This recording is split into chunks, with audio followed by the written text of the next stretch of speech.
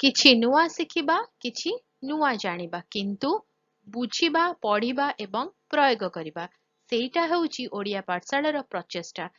ଆପଣମାନଙ୍କୁ ସମସ୍ତଙ୍କୁ ସ୍ୱାଗତ ଓଡ଼ିଆ ପାଠଶାଳାକୁ। ଚାଲନ୍ତୁ ଆଜିର ଭିଡିଓରେ ଆମେ କଥା ହେବା ଆଇନ ଅମାନ୍ୟ ଆନ୍ଦୋଳନ ବିଷୟରେ 20 ଧାଡିରେ। ମାର୍ଚ୍ଚ 12, 1930 ମସିହାରେ ମହାତ୍ମା ଗାନ୍ଧୀଙ୍କ ଦ୍ୱାରା ଆଇନ ଅମାନ୍ୟ ଆନ୍ଦୋଳନ ଆରମ୍ଭ କରାଯାଇଥିଲା। ଆଇନ ଅମାନ୍ୟ ଆନ୍ଦୋଳନ ପ୍ରସିଦ୍ଧ ଲବଣ ସତ୍ୟାଗ୍ରହରୁ ଆରମ୍ଭ ହୋଇଥିଲା। ଏହି ଆନ୍ଦୋଳନ ଅହିଂସାର ପ୍ରତୀକ ଥିଲା, ଯେଉଁଠାରେ ଭାରତୀୟମାନେ ବ୍ରିଟିଶ ନିୟମ ମାନିବାକୁ, ଟିକସ ଦେବାକୁ, ଆଦେଶ ଭାବରେ ନିର୍ଦ୍ଦେଶ ପାଳନ କରିବାକୁ ମନା କରିଦେଇଥିଲେ। ଏହି ଆନ୍ଦୋଳନରେ ଲୁଣ ଏକ ମୌଳିକ ଆବଶ୍ୟକତା, ବ୍ରିଟିଶ ଶୋଷଣର ପ୍ରତୀକ ତଥା ଭାରତୀୟମାନଙ୍କ ସ୍ୱଶାସନ ଅଧିକାରର ପ୍ରତୀକ ଭାବରେ ବ୍ୟବହୃତ ହୋଇଥିଲା। କୃଷକ, ମହିଳା, ଛାତ୍ର ଏବଂ ଶ୍ରମିକଙ୍କ ସମେତ ଲକ୍ଷ ଲକ୍ଷ ଭାରତୀୟ ଏହି ଆନ୍ଦୋଳନରେ ଅଂଶଗ୍ରହଣ କରି ଏହାକୁ ଏକ ଜନସଂଗ୍ରାମରେ ପରିଣତ କରିଥିଲେ। ଆନ୍ଦୋଳନରେ ବ୍ରିଟିଶ ସାମଗ୍ରୀ, ଅନୁଷ୍ଠାନ ଏବଂ ଟିକସକୁ ବହିଷ୍କାର କରାଯାଇଥିଲା। ବ୍ୟାପକ ଅବମାନନା ଦ୍ୱାରା ଭାରତରେ ବ୍ରିଟିଶ ପ୍ରଶାସନ ଏବଂ ଅର୍ଥନୀତିରେ ବ୍ୟାପକ ବାଧା ସୃଷ୍ଟି ହୋଇଥିଲା। ବ୍ରିଟିଶମାନେ ଗାନ୍ଧୀଙ୍କ ସମେତ ବହୁ ମାତ୍ରାରେ ଗିରଫ କରିଥିଲେ ଏବଂ ବିକ୍ଷୋଭକାରୀଙ୍କୁ ନିର୍ଦ୍ଦୟ ଦମନ କରିଥିଲେ। ମହିଳା ନେତାମାନେ ସକ୍ରିୟ ଭାବେ ଅଂଶଗ୍ରହଣ କରିଥିଲେ ଏବଂ ବିରୋଧ ପ୍ରଦର୍ଶନ କରିଥିଲେ। ଆନ୍ଦୋଳନ ସହରାଞ୍ଚଳ କେନ୍ଦ୍ରଠାରୁ ଆରମ୍ଭ କରି ଗ୍ରାମାଞ୍ଚଳ ପର୍ଯ୍ୟନ୍ତ ଦ୍ରୁତ ଗତିରେ ବ୍ୟାପି ଯାଇଥିଲା।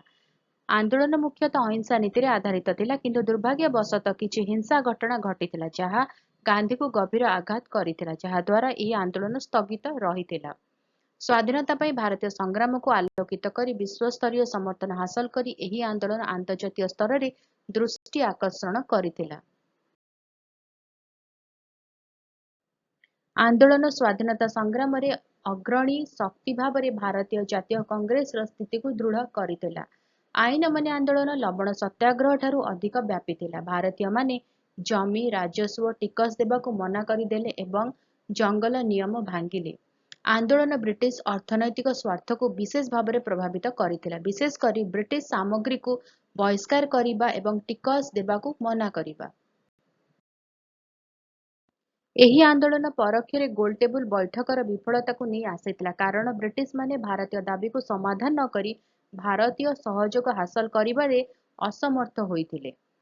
ଗାନ୍ଧୀ-ଇରୱିନ ଚୁକ୍ତି ପରେ 1931 ମସିହାରେ ଏହି ଆନ୍ଦୋଳନ ସ୍ଥଗିତ ରଖାଯାଇଥିଲା, ଯେଉଁଠାରେ ଗାନ୍ଧୀ ବ୍ରିଟିଶମାନଙ୍କଠାରୁ ରିହାତି ବଦଳରେ ଆଇନ ଅମାନ୍ୟ ଆନ୍ଦୋଳନକୁ ବନ୍ଦ କରିବାକୁ ରାଜି ହୋଇଥିଲେ।